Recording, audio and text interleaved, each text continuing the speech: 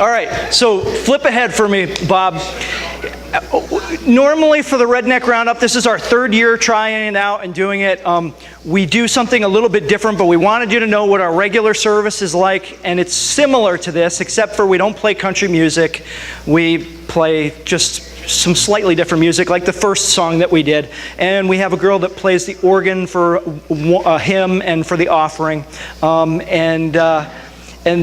But we do go straight through books of the Bible, which is what we're going to do today. In fact, we're picking up like right where we left off last week. We go line by line, verse by verse through the Bible, and we've been in the letter to Romans for a long time now, and I'll explain to you what that is if you don't know, and I'll give you some background. But basically, here's what I want to talk about to you today. Go ahead. Ready? Now, you guys are unlucky because I only know one redneck joke, other than maybe if your church is decorated like this, you might be a redneck, right?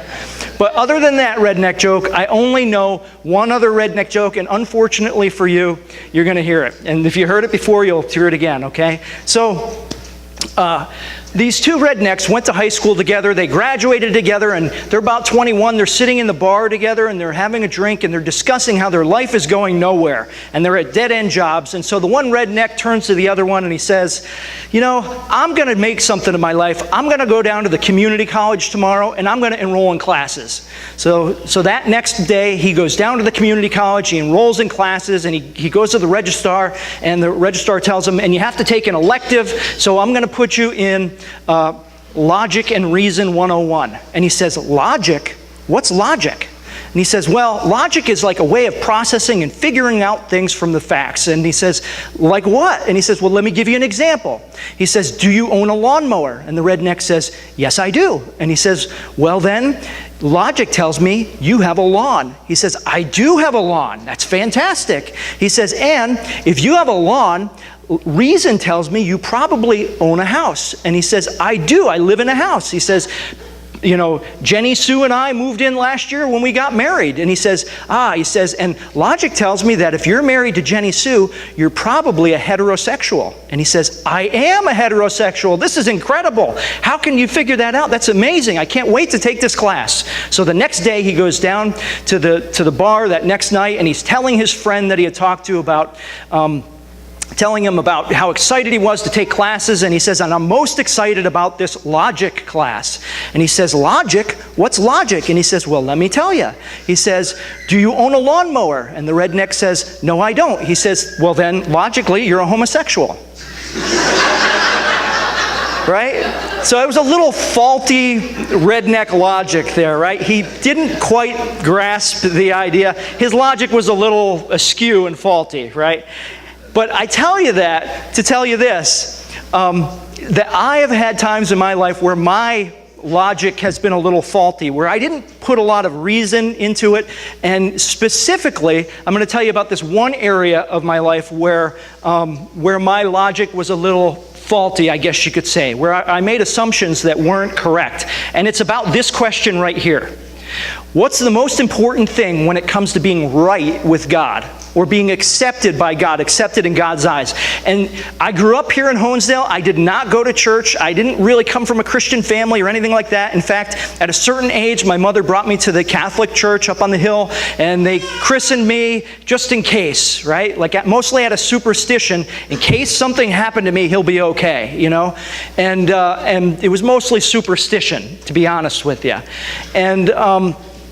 And so I grew up assuming things about being right with God that weren't necessarily right. And if I had used a little logic and reason, I may have been able to process it and realize that I was wrong about my assumptions.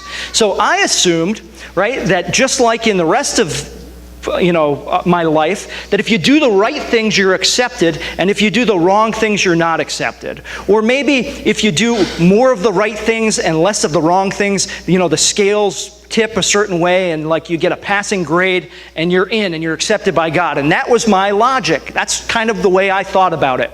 Now, jump. So here's what I want you to do today. I don't want you to take my word for it. What I want you to do is to use a little logic and reason, and I want you to come to your own conclusion about what's most important when it comes to being right or accepted by God. And it's important that we do this because you don't want to think that you're right with God when you're really not. And you don't want to be not able or think that you're not able to be right with God when you really are. Let me explain to you what I mean. When I was younger, I did not particularly care for following the rules. And what I thought was by following the rules, that made me right with God. So I thought, well, if I just try to be a good person, and if I, don't do this and don't do that and don't do the other thing, God will accept me. That I'll be right with God then. I'll get a passing grade from Him because, I'm not perfect, but I've never murdered anybody, right? So obviously, God's okay with me. Or that was my faulty reasoning. And Paul, the Apostle Paul, is going to tell us why that was faulty. But this is important, an important question, because a lot of you are parents. You don't want to mislead your kids if they ask you about God. A lot of you have other people that will ask you a question, and you don't want to be wrong yourself about it.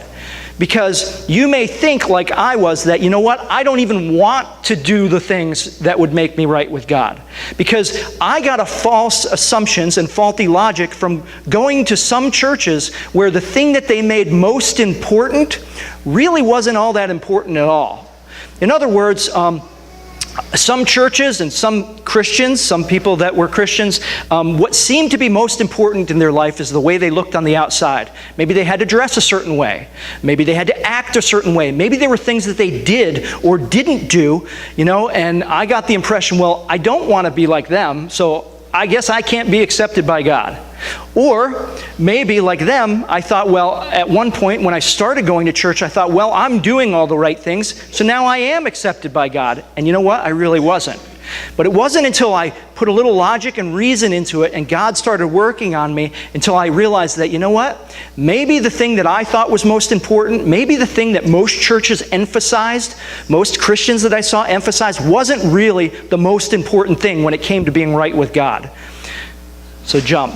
So the Apostle Paul, we pick up in Romans in chapter 3. The Apostle Paul wrote to the church in Rome about really this issue that we're talking about now, about how to be right with God, what the most important thing is. And the reason he did it is this. The Apostle Paul, for those of you who don't know, started life out as a guy called Saul of Tarsus. He was a religious Jew, and he was basically, like a Muslim terrorist. He wasn't a Muslim, he was a Jew, but he was like a terrorist. He would be like the modern day Osama bin Laden, that made it his purpose in life to go out there and eradicate Christianity because he thought it was blasphemous against his religion, Judaism.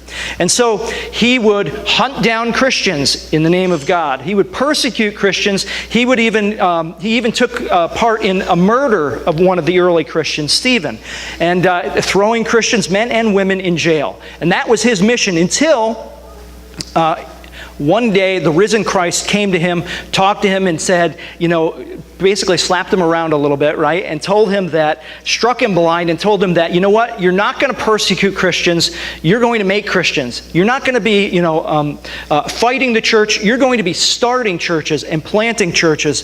And a guy like that flipping is like a big deal. It would be like if Osama bin Laden was still alive, or the leader of ISIS came here today and said, you know what?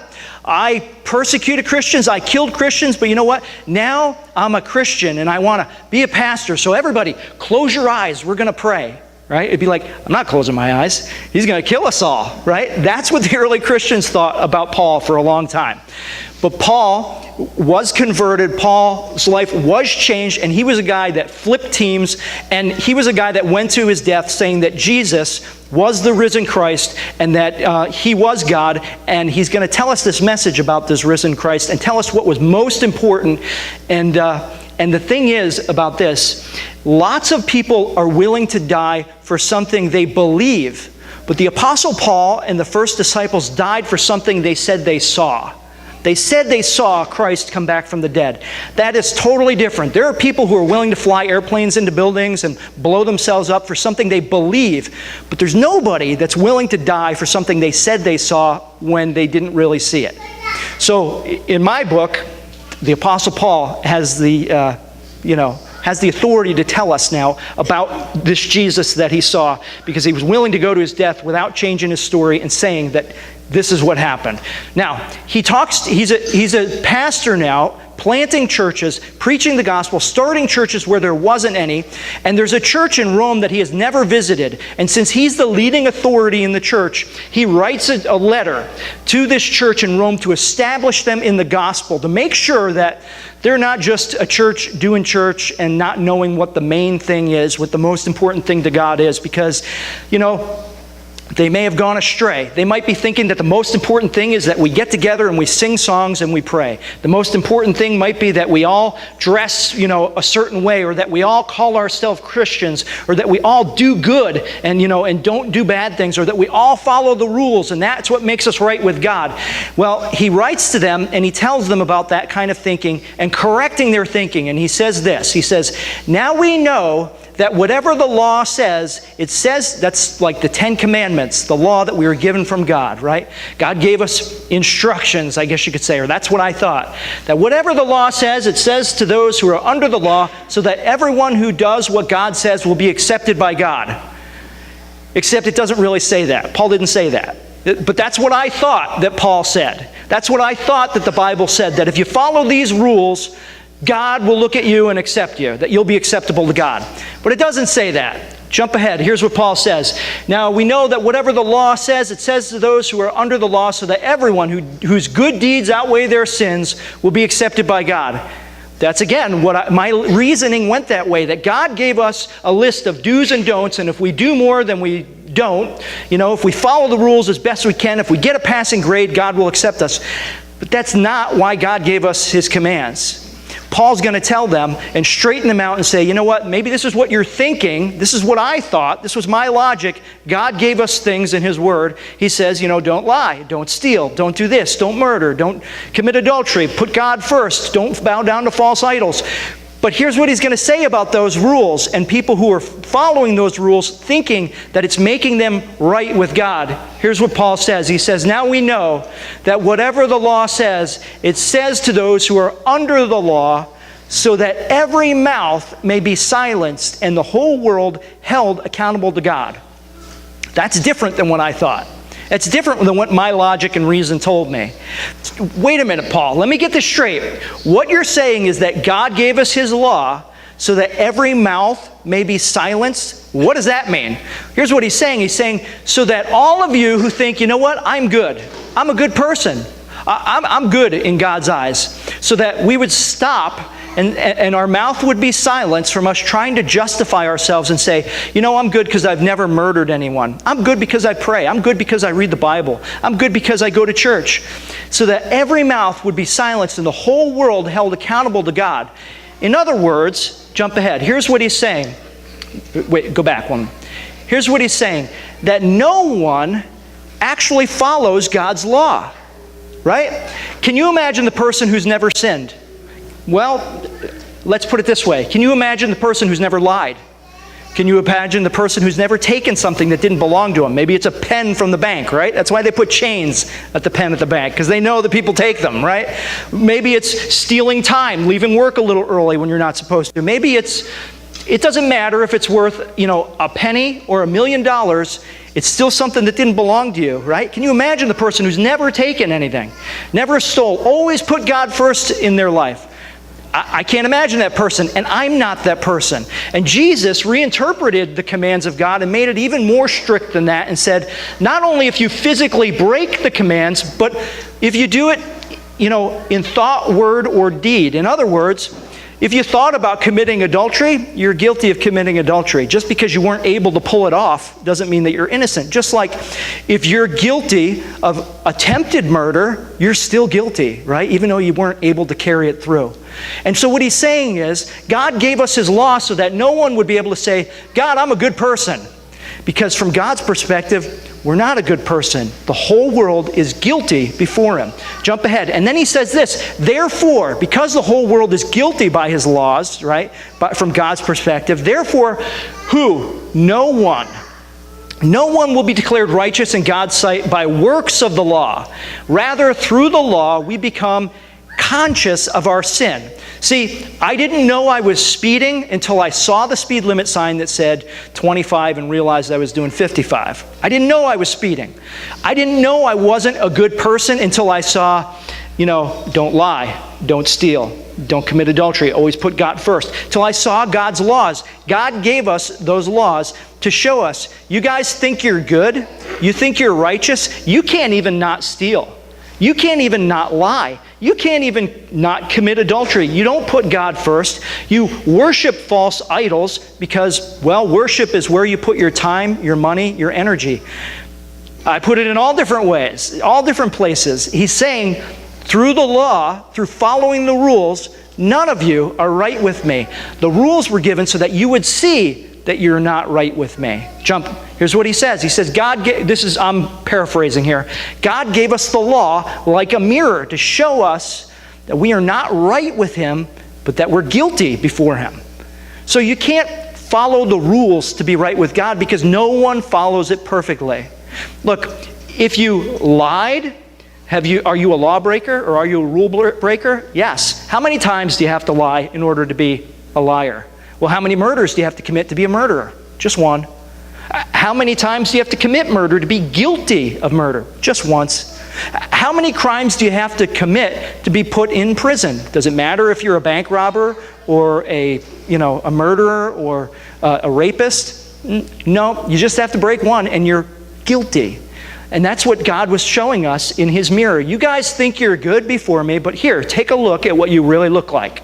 I see lying, thieving, adulterers at heart.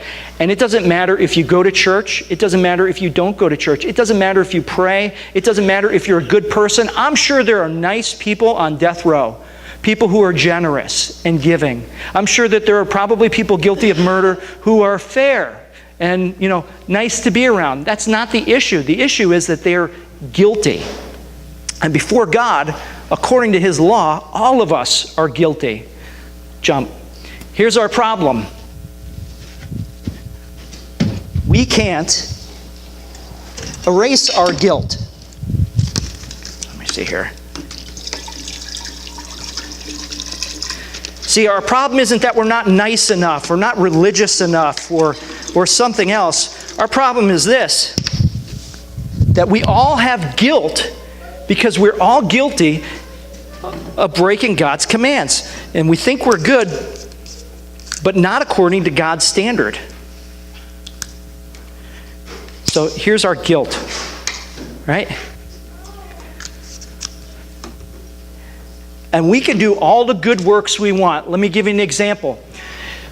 If you're guilty of a crime downtown before the judge, and you say, but judge, I'm a nice guy. I mow my neighbor's lawn. Does it matter? No, the judge can't let you go because you're a nice guy.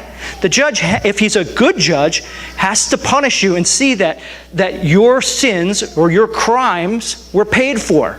And so, you can tell the judge, but judge, I mowed my neighbor's lawn. I go to church. I don't drink. I don't smoke. I don't do this. I pray. Can the judge let you go because you do those things? No, because none of those works, nothing we do erases our guilt. Look, all the works you want, it's not erasing our guilt, right? There's nothing we can do to erase our guilt. If you're guilty of, stealing a car or something like that, you can't go to the judge downtown and say, but judge, I'm sorry. You should be sorry. You broke the law. You can't say, judge, I know you're a good judge, so you'll just let me go. Not if he's a good judge. He can't just let you go. He has to be sure that justice is served and that your crime is paid for. And so we cannot erase our guilt no matter what we do. In other words, you might think that, you follow the 10 Commandments and you say, well, I've never murdered. Try that with the judge. Well, judge, I know I stole that car, but I never murdered. Well, you're being punished or you're guilty for the crime that you did commit. Well, I've went through lots of cars and that's the only one I ever stole. Well, you're being punished. You're guilty of the one that you did steal. Just like if you went down the road 100 times and you followed the speed limit, but you get pulled over the last time, you can't tell the cop that, I usually follow the speed limit. Well, that's great, but you're being punished. You're guilty of breaking it this time, and therefore you're a lawbreaker. and nothing we can do can erase our guilt. Jump ahead. But now, this is what Paul wants to tell them, that by following the rules, by being religious, by doing all those things, you're never going to erase your own guilt. But now, apart from the law, the righteousness of God, or the righteousness from God, has been made known to us, to which the law and the prophets testify. And what he's saying is this: the Old Testament law and the prophets, that those who spoke for God told you about this way of being righteous that comes from God and not from following rules. And here's what he says. Is that the one? This righteousness is given through faith in Jesus Christ to all who believe. Now, we get all weird when we talk about belief and faith. People think all kinds of kind of spooky things and stuff like that. Here's what faith and belief is: trust. You trust things all the time, and it's not like a religious word, right? Trust, when you're going down the highway at 70 miles an hour, you trust that when you step on your brake, you're going to be able to stop. It's going to stop you. You trust that when you get on an airplane, it's going to be able to carry you and defy the laws of gravity and carry you to wherever you're going, because if you didn't trust it, you wouldn't get on it, right? That's trust and faith in the righteousness that comes from Jesus Christ and not from our own works. See, there is no difference between Jew and Gentile. And here's what he was saying. There's no difference between a moral, religious person and an atheist as far as guilt before God. There's no difference between the person that goes to church every week, prays, looks really squeaky clean on the outside, and doesn't drink, doesn't smoke. They're still guilty before God because they've still sinned. And people get all kinds of weird when you talk about sin too, right? All kind of squirrely. Sin isn't enjoying a beer. Sin isn't liking to dance. Sin isn't enjoying sex, right? God created all of those things. When that becomes your God, that's different. You broke a command. But sin is transgression of God's law, right? I know you're laughing because you've seen me dance, and it is a sin, right? Yeah, I know, Jen. But anyway, sin is transgression of God's law. And what he says there is, it doesn't matter if you're a religious person or not. You're not right with God because you're following the rules, because you break the rules. In fact, the rules just show you that you can't keep them. They show you that you are not right with God through what you do, that all have sinned and fall short of the glory of God and are justified. Here's what he's talking about now. Justified means being declared right, being declared like your debt is paid. Justified, like maybe even an accounting term, as far as, okay, you justified, right, that the debt is equal to the income. You know what I mean? Like, it's paid for. The balance is zero, right? That you were justified freely by his grace, that's God's grace, through the redemption, that's like the payment, the buyback, that came by Jesus Christ. Well, when did Jesus Christ pay for those who had faith in him? When did God, put that payment down for us to pay for our guilt? And here's what he tells us. He did it. God presented Christ as a sacrifice of atonement, like the payment for our guilt, through shedding his blood to be received through faith. There's that word, right? Trust in what he did for us. So we trust all we want, right? The works, if you're trusting in your own works, something you've done, you can go to church until you're blue in the face. You can pray until whatever. You can ask God to forgive you, but he can't forgive you unless your debt is paid and your guilt is paid for. And if you're trusting in your works to do that, you're going to pay for your guilt yourself. Your guilt must be paid for. But we believe what Paul said when he said that when God sent his son to the cross to die, to shed his blood, he did it as the payment for our guilt. And so when we place our trust, faith in Christ, and that being the payment for our guilt, it pays for our guilt, right? Because God paid for it on the cross. He was innocent. Christ was innocent. Paid our debt for us, and our guilt is paid for by his sacrifice. Jump ahead. Jesus paid for the guilt of those who trust in him. That's basically it. That we can do all the works we want. We can ask the judge to forgive us. We can do whatever, but he can't. There's no amount of mowing our neighbor's lawn that would erase our guilt downtown. There's no amount of being a good person and being generous and being religious. You can't tell the judge, but judge, I go to church. He doesn't care. You can't say, but I don't drink. It doesn't matter. What matters is that if he's a good judge, is that your guilt is paid for. Jump. See, the most significant thing about being right with God is what God did for us, not what we do for God. It doesn't matter if we dress up. It doesn't matter if we go to church, religiously, and if we give money to the church, and if we're kind and gentle to puppies and butterflies, right? It doesn't matter. What we do does not matter as far as being right with God. What matters is what he did for us in Christ, in the sacrifice that he gave for us. That's why Christ had to die. So why is Christ's sacrifice for us the most vital issue when it comes to being right with God? Why is it the most vital issue? Why isn't it that we read a certain version of the Bible, or that we worship in a certain way, or that we listen to a certain kind of music, or that we only go certain places or other places? Why aren't those things more important? Why isn't it that we look like a Christian or talk like a Christian or something like that? How come it's Christ's sacrifice for us that's the most vital issue? Jump. Paul tells us, he said, he, that's God, did this to demonstrate his righteousness, because in his forbearance, right, his forbearance means that he overlooked in the past, that he gave us time, that he didn't demand the debt be paid right at that moment, that he gave an IOU, basically. That he did this to demonstrate his righteousness, because he gave an IOU and he had left sins committed beforehand unpunished. In other words, there were people before Christ died that were God's people that weren't trusting in their own religiosity, weren't trusting in the things that they did or trying to keep the law, but they were trusting in the promise that God would pay for their sins. And they weren't paid for at that time. And so because God is a righteous judge, and because if he didn't make payment for that sin, then he's not good. Right? I mean, a judge who lets murderers and rapists and people who break the law go just because they say they're sorry is not a good judge. A judge who lets people off without paying for their guilt is not a good judge. And God is righteous and a good judge. And because of that, he demonstrated his righteousness when he sent his son to the cross and paid that IOU that he owed for the people prior to Christ's crucifixion. Jump one more. And he did it to demonstrate his righteousness at the present time, so that to be just, that God would not be just. He wouldn't be a just judge if he didn't make sure that every sin was paid for.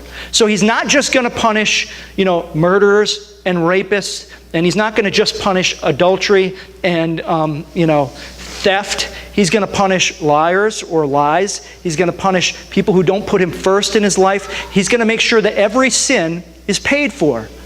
But because he is also gracious, he justifies, says that those people who are trusting in him are right by sending Christ to the cross to pay for our guilt, which is the whole issue.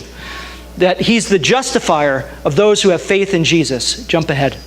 See, the only way that God could be both gracious and forgiving to us and also still be righteous and just was to pay our debt for us. He can't just say, oh, you're sorry, you big knucklehead, and give you a noogie and let you go, right? He's got to make sure, if he's a good God, that all the debt is paid of the whole world. And some of us will pay for it ourselves, and some of us will have it paid for us by faith in Jesus' payment on our behalf. Jump ahead. So if any of you need help coming to your own conclusion about what really matters most when it comes to being right with God, we'd love to help you. I would meet you for a beer, for a coffee, or just a conversation to talk it over with anybody. Now, so what difference would it make when it comes to straightening out our faulty logic and understanding that the issue of the highest importance when it comes to being right with God is Christ's sacrifice? What difference can it make in our lives? Well, it'll make sure you're trusting in the right thing, personally. It'll make sure that you're not trusting in the wrong thing. But here's the difference that it can make. It enables us to not take ourselves too seriously and to not take God too lightly. I heard a story years ago about a kid who was in college, and while he was in college, his mother died, and he started searching for, kind of meaning in life, and why did my mother die? And a friend of his who was in InterVarsity invited him to a Bible study. He went to this Bible study with him, and he started going a couple weeks, and it was very informal, and people dressed, in a certain way, just jeans and very casual. And he went to this Bible study, and when it was crowded, he would go and he would sit down Indian style, around whoever was talking or speaking. And he did that for a couple weeks, and then break came. He went home for break, and while he was home, he decided, you know what? I really like those guys. I wanted to know what they had to say. I think I'm going to go to a church. So in his hometown, he went to the church in his hometown, and it was a very traditional church. It was a big church, about 200 or 300 people. And the church service had started, and it was packed because it was, a couple weeks before Christmas. And he walked into the back of the church, and every pew was jammed, and everyone in there was dressed up like suit and tie, and they were all very formal, and they were all sitting there. And he walked in there, and he was the typical college kid with piercings and tattoos, and he had the gauge earrings, and he walked in there with his jeans on and his kind of cut off sort of t-shirt, and he walked in, and he didn't find a seat, so he walked all the way up to the front, and he sat Indian style right there before the pew. And as he walked in, lots of people looked at him. They all looked at him, and most of the people thought, what is he doing going up there sitting Indian style? But a lot of people in the church were actually thinking, what is he doing here? When he walked in. He walked in and he sat up there Indian style in front of the preacher. And in the back of the church, the head of the deacon board was an older man in his early 70s, a big burly guy. And he had his suit and he had his tie on. And when he saw the kid walk in, he stood up and he took off his suit, like his coat, and he loosened his tie and threw it next to his wife, and he started rolling up his sleeves and walking up there, and everybody stopped to see what was going to happen, because this guy, everyone knew that he was not fond of the younger generation, that he thought that they were too, not serious, not reverent enough, that they weren't very responsible. They didn't have the work ethic that he had, and they didn't take God seriously like his generation maybe did. And so he rolled up his sleeves and he's walking up there to this kid. And when he got up there, everybody, all 300 people, were quiet. Like you could hear a pin drop as they waited to see what he was going to say to this kid. Even the pastor stopped talking and just looked. And he walked up to them and he put his hand on the kid's shoulder, and because of his arthritis, he got down Indian style for the first time in probably 30 years. And he sat down Indian style next to the kid, and he said to him, "You're welcome here." And as the pastor finally started to speak again, he said, what I'm about to say you guys will never remember, but what you just saw, I hope you never forget. See, this guy put away his preferences, his prejudice. He put away all the way that church should be done. He put away all of those things because the most important thing to him was the sacrifice that Christ made for him. And in light of that sacrifice, that Jesus humbled himself, didn't care about his reputation or being revered, came to earth and at great pain to himself went to the cross to pay for our guilt. That older man, in light of that sacrifice made for him, recognized that the most important thing is that this kid hear that message too. Because it's the only thing that will make him right with God. Not dressing up, not listening to certain music, not reading a certain version of the Bible, not anything else, but the message and faith in that message of what Christ did for him. That's what we're trying to do here. That's why we do things a little differently. That's why we poke a little fun at ourselves so that we don't take ourselves too seriously and God and his sacrifice on our behalf too lightly. Thank you very much for coming. If you don't have a church, we would love for you to join us. If you do have a church, fantastic. Go back to your home church. We're not the only game in town, but just make sure that the main thing at that church is the main thing and the sacrifice that Christ made for us and nothing else. Thank you so much for allowing us to serve you and for coming today. I hope we get to know you. I hope you would join us and invite friends out. So we're going to have our drawing right now after I pray for the crossbow. So let me pray for us. Gracious Heavenly Father, we thank you for everyone who came out today. We thank you for those who served, and we thank you for those who allowed us to serve them. Lord, we thank you most of all for you serving us, paying for our guilt so that we could be declared innocent, not because of anything that we did, but because of what you did for us. Lord, may you impress upon us that that should always be the main thing in our actions, in our words, in our deeds, and everything else. Lord, thank you so much for your sacrifice on our behalf, and may we